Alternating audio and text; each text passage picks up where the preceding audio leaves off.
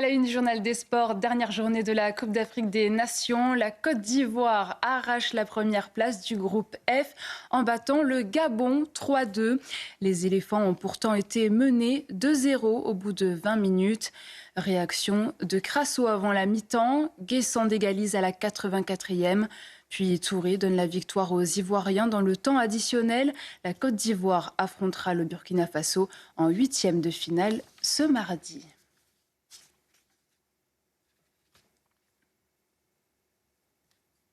Toujours à la CAN, l'Algérie poursuit son sans faute après sa victoire contre la Guinée équatoriale. 3-1, solide leader du groupe E. Les Algériens affronteront la République démocratique du Congo. Ce sera ce mardi en 8e de finale.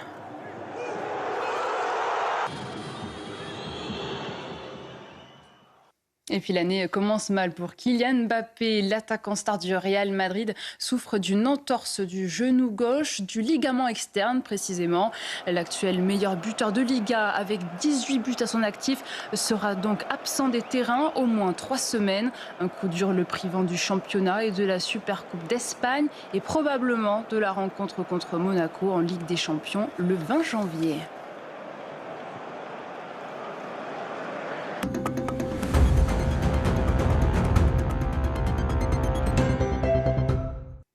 Merci à tous pour votre fidélité en 2025. Bienvenue à ceux qui nous rejoindront en 2026. CNews, première chaîne info de France, grâce à vous et grâce aux équipes que vous ne voyez pas forcément mais qui œuvrent pour vous informer. Nous vous souhaitons une excellente année 2026 et on se retrouve tout de suite pour un nouveau journal sur CNews. Retrouvez tous nos programmes et plus sur cnews.fr.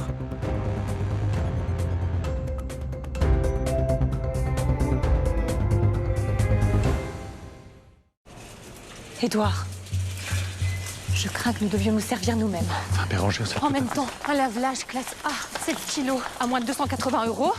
On peut faire un petit effort. Oh, bah alors là, tout de même, quelle folie. Serré, Édouard.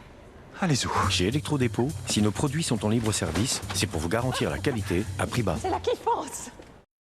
Vous vous souvenez de cette énergie inépuisable grâce à laquelle vous profitiez pleinement de chaque instant?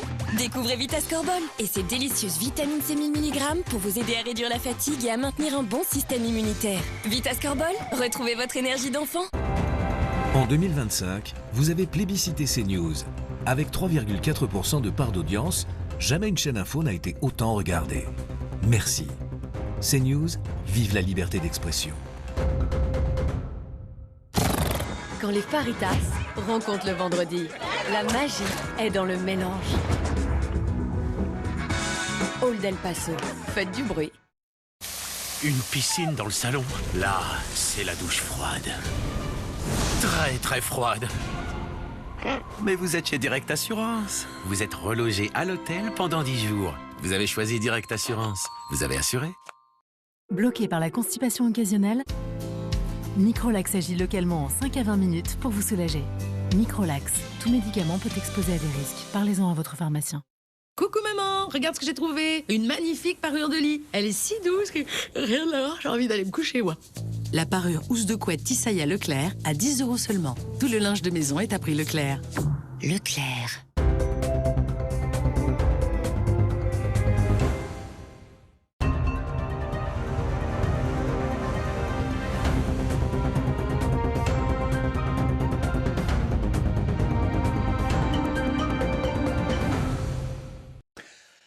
CNews, il est 5h54. Bienvenue à tous. Merci beaucoup d'être avec nous en ce premier jour de l'année.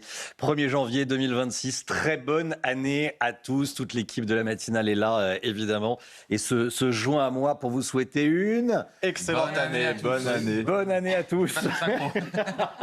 Il n'y a pas de synchronisation, mais il y a une vraie volonté de vous souhaiter le meilleur pour l'année prochaine. Bonjour Mathieu Devez, enfin pour cette année plutôt. Oui, bonjour Romain, bonjour à tous. Excellente année à tous les téléspectateurs. Thomas Bonnet est avec nous. Bonjour Thomas. Bonjour, bonne année à tous. Meilleurs vœux. Meilleurs vœux. Sandra Larue. Bonjour Sandra. Bonjour, très bonne année à tous. Et Harold Iman, évidemment. Bonjour Bonjour et bonne année à tous. Voilà, qu'est-ce qu'il faut vous souhaiter à tous ? plein de bonnes choses, que ça continue. Oui, la santé, c'est ce qu'on dit de coutume. La santé, c'est le principe. C'est vrai que c'est assez banal de dire, et surtout la santé, et parfois certains se moquent, mais en réalité, pour nous et pour ça fait pas rire quand on a des problèmes de santé, on comprend tout de suite ce que ça veut dire. Ouais. Donc on va rester là-dessus, on se souhaite la santé et plein de belles choses pour cette année 2026. Puis on va vous entendre et on vous souhaite évidemment plein de belles choses. Pour cette année, on va en parler tout au long de la matinale. On va vous montrer des images et dans un instant, on va vous montrer les plus beaux feux d'artifice du monde et notamment celui de Paris qui était très beau. Ça, on sait faire. Ça, on sait encore faire. On reviendra évidemment aussi sur les vœux d'Emmanuel Macron.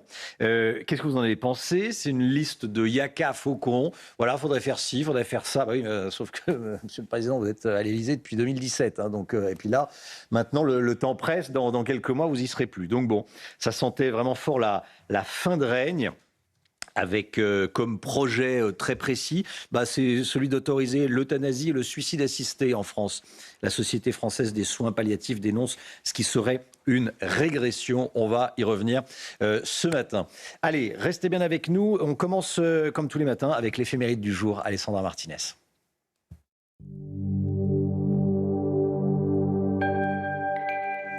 Chers amis, bonjour. Au nom de toute notre équipe, je vous présente mes vœux les plus chaleureux à l'occasion de cette nouvelle année qui commence sous le regard de la très sainte Vierge, puisque nous fêtons aujourd'hui Marie, Mère de Dieu. Aujourd'hui, les chrétiens prient spécialement pour la paix dans le monde. L'Église veut aussi attirer notre attention sur la dimension maternelle de Marie. Elle est la mère de Jésus et elle est donc aussi la mère de Dieu. Cela peut paraître évident, mais il faut savoir qu'il a fallu attendre plusieurs siècles pour que l'Église admette sans réserve cette vérité. Bien des hérésies ont affirmé qu'une simple créature ne pouvait être la mère de Dieu, ce qui revenait d'une certaine façon à nier l'humanité du Christ. En 431, le Concile d'Éphèse a définitivement tranché. Marie est bien la mère de Dieu et comme on dit en grec, elle est Théotokos. Martin Luther lui-même, le fondateur, si je puis dire, du protestantisme, affirme que Marie est mère de Dieu.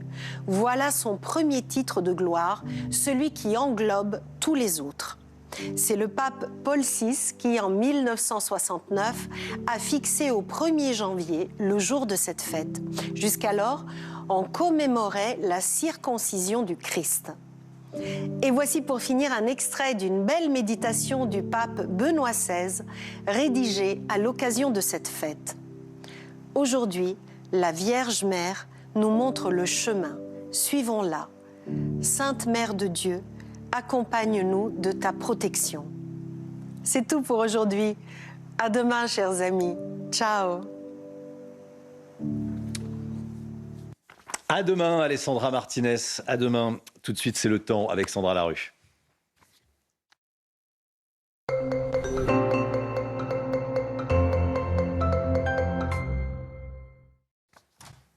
Alors Sandra, quelques changements, notamment au nord du pays, c'est ça ? Oui, exactement. En fait, on a un vaste système dépressionnaire qui s'est positionné sur la Scandinavie et on a une perturbation associée qui arrive dans de l'air froid. Résultat, on pourrait avoir des bruines verglaçantes près des frontières du nord-est, localement quelques flocons sur les Ardennes et vous le voyez, des nuages qui s'invitent au nord avec là aussi quelques brouillards givrants. Soyez prudents si vous devez circuler des collines normandes, donc de la Normandie jusque sur l'île de France, le plateau de Langres, pas mal de grisailles aussi sur le sud-ouest.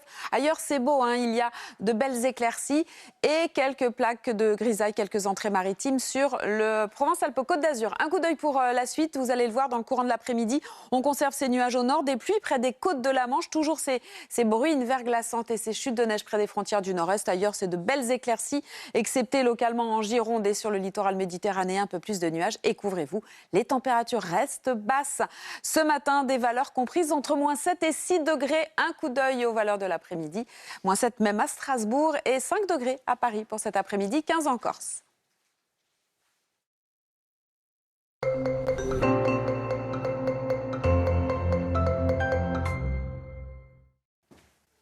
CNews, 5h59. Merci à tous d'être avec nous. Des feux d'artifice dans le monde entier. On va vous montrer les images et on va partir tout de suite à New York. Regardez à Times Square, image en direct dans quelques instants. Il sera dans 45 secondes exactement. Il sera minuit aux États-Unis. Regardez ce décompte. C'est toujours sympathique de voir ces images de Times Square. New York, passage à 2026. En direct sur CNews. Vous savez que Times Square, il y a énormément de monde, il y a des milliers de personnes qui vont... C'est au cœur de New York. Au cœur de New York, là, il y a tous les écrans, il y a des milliers de personnes. Il faut arriver très très tôt pour espérer avoir une place. Et alors vous êtes coincé là pendant des heures. Si bien que, pardon pour le time, il faut des couches. Il y a des distributions de couches pour passer le réveillon, je vous assure. Parce pour que faire ses besoins. Vous êtes là de 9h du matin jusqu'à minuit. Donc en effet, on a tous les détails avec vous. Voilà, pardon, c'est pas très glamour, mais voilà. 4, 3, 2, 1, il est minuit à New York, voilà, il y a les feux d'artifice, la fête. Comme on dit, ils savent faire aux États-Unis. Hein. Bon, on sait faire aussi, on va voir les images dans un instant, mais voilà, c'est magnifique. C'est le passage, c'est New York comme si on y était, on entend la musique, pardon. C'est Old Lang Syne, on chante ça tous les ans, depuis des siècles. Qui est la chanson qui passe. Et qui veut dire ce n'est qu'un au revoir en français. C'est ça la traduction. Ce n'est qu'un au revoir 2000. Ouais. Voilà ces images en direct. Et puis New York. New York, Sinatra, voilà. La ville qui ne dort jamais. Bon, c'est sympathique. On va regarder les images des Champs-Élysées également. Regardez, c'était cette nuit à minuit à Paris. Regardez ces images, les Champs-Élysées qui ont vibré pour célébrer la nouvelle année Paris 2026. Pouvait-on lire, le monde passe en 2026, puis on va vous montrer toutes les images. Les vœux d'Emmanuel Macron avec une liste de promesses qui resteront certainement sans lendemain. On va y revenir avec Thomas Bonnet dans quelques instants. Un refus d'obtempérer à Nice avec un chauffard ivre qui a tenté de s'enfuir à pied. On va vous raconter ce qui s'est passé. Et puis les arrivées de migrants par la Manche au Royaume-Uni sont au plus haut depuis 2022. Harold Iman avec nous. Les Champs-Élysées ont vibré pour célébrer la nouvelle année. Paris 2026, pouvait-on lire sur quoi ? Sur l'Arc de Triomphe. Bah oui, alors faut le dire. La tradition, regardez les images, elles font toujours plaisir à voir ces images, un spectacle. Bien sûr, mémorable pour certains, ils nous ont partagé leurs vœux pour 2026. Alors qu'on voit ce feu d'artifice, on entend aussi les célébrations et on va écouter désormais les Français interrogés par nos équipes. Écoutez-les. J'ai pas l'habitude de venir à Paris pour voir le feu d'artifice, mais là, cette année, ça me tient particulièrement à cœur. La santé surtout et beaucoup de bonheur, comme pour tous les Français. Terminer cette année 2025 et pouvoir commencer une belle année 2026. J'attends pas grand-chose, juste la joie et la bonne humeur. Non, pas de résolution. La France à Macron, faut pas avoir de résolution maintenant. Passer une bonne année avec ses amis, sa famille, reconnecter, vraiment prendre du bon temps avec les gens qu'on aime. Alors j'espère que mon année 2026 elle va bien se passer, j'espère que je vais avoir de l'argent, vraiment je vous le dis. Je souhaite à nos téléspectateurs la réussite, la santé, le bonheur pour tout le monde, voilà. Je me souhaite à moi aussi également, à la France, voilà. Du bonheur peut-être, et de l'argent comme elle, mais voilà, surtout du bonheur, parce que c'est mieux. Une année de joie et avec amis très bien et aussi le succès et la santé, c'est la chose la plus importante. Ça, on y revient, on va l'entendre. Hein. Et la santé, ça, je pense qu'on va beaucoup l'entendre ces prochaines heures. On a des images à vous montrer qui nous parviennent de Londres. Exactement, Londres, ça y est, la nouvelle année. Et encore un décompte, 5, 4, 3, 2, 1. Big Ben à Londres, donc ça y est, les Londoniens, eux aussi, ont fêté la nouvelle année. Puis on va partir peut-être un peu plus loin. Je crois qu'on va aller à Sydney, en Australie. Regardez aussi ces belles images qu'on va voir à Sydney. Font plaisir à voir. Ouh, là aussi, ça ressemble à quelque chose, cette nouvelle année. Regardez ce feu d'artifice qui n'a rien à envier aux belles images qu'on a pu voir. Mais on ne voit pas l'opéra de Sydney. On le voit là. Est-ce qu'on le voit? Ah oui, au premier plan, oui. C'est vrai que quand on pense à Sydney, on pense à l'opéra. Exactement, oui. Sydney, on le rappelle, en plus endeuillé par cet attentat antisémite. Donc voilà, ça fait plaisir aussi de voir ces images-là et un peu de joie et de bonne humeur pour tous ces Australiens. Effectivement, voilà, et on va continuer à faire le tour du monde. On sera dans un instant en direct avec Ramzi Malouki à Los Angeles. Il va devoir attendre encore un peu à Los Angeles. Parce que depuis 2025. Depuis 2025.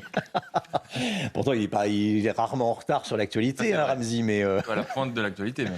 Mais là, il sera encore en 2025, effectivement. Bon, l'heure du bilan des chantiers pour 2026. Emmanuel Macron a présenté ses vœux depuis l'Elysée. 3 vœux, unité, force et espérance. Oui, alors que le chef de l'État, on le sait, on le rappelle régulièrement, il est confronté à une impopularité record et à une instabilité internationale de plus en plus marquée. On l'écoute, le président de la République hier soir.